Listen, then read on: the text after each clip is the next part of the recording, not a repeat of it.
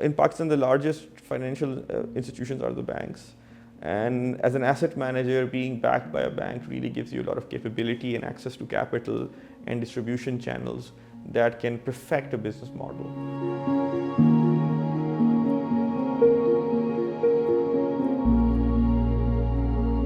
As asset managers, our desire and ultimate objective from a shareholder point of view is to have the highest amount of market share. So that remains our stated objective. But to be fair, my own personal objective is to actually create more value for all stakeholders, from our shareholders to our investors and also to the wider economy. So which is why we have decided to now undertake a lot esoteric risks that are not non-traditional, and we are now trying to go bottom up all the way up to the capital markets, where we ourselves are looking for assets that are missing.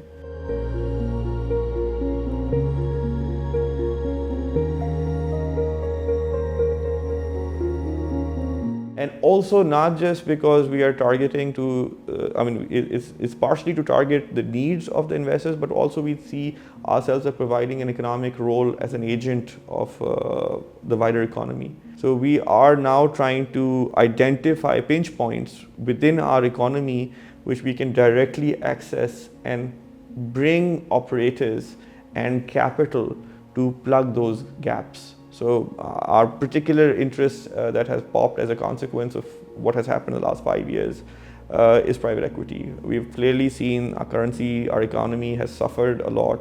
So we're now specifically looking at opportunities that can be developed in this area that can plug some of these gaps in the market.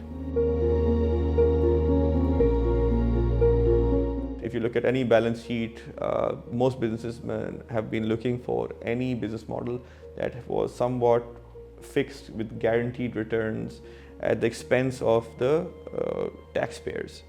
Now, obviously, it's very easy as an economist to look at it and say, okay, our external imbalances are not being plugged in, so let's just plug them in. But reality is we are taking a different approach. What we're saying is that we need to go down into the system and find that what were the opportunities that the free market forces should have taken to plug these deficits.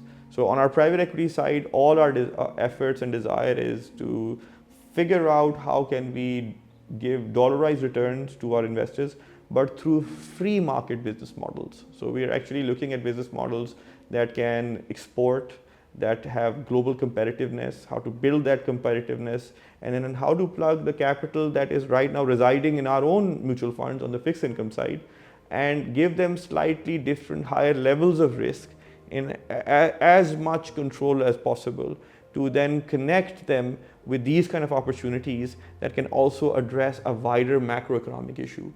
We're also very keenly looking at the real estate market to see what can we do in terms of creating an addressable mortgage market.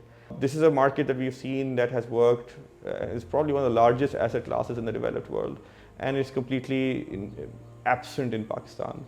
We are now running a pilot for one of our REIT projects, which hopefully, if we do it correctly, should be able to unlock a significant level of mortgaging market. So that's something that's also quite exciting for us. I think it has to start with institutions such as ourselves, and I think I'm very lucky to be working with an institution where there is a basic principle with which they want to work. So their desire is to innovate, and they want to create a culture of innovation and rewarding innovation.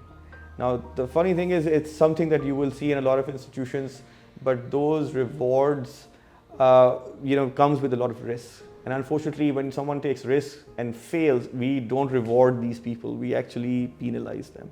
And that whole cultural shift has happened. And now I'm talking about from the low income group to middle income group. This process of where we encourage innovation, we don't penalize risk takers, but we reward them for their desire to take risks. And I think Alfalah has done a phenomenal job on that front. They're consciously investing a lot of their capital and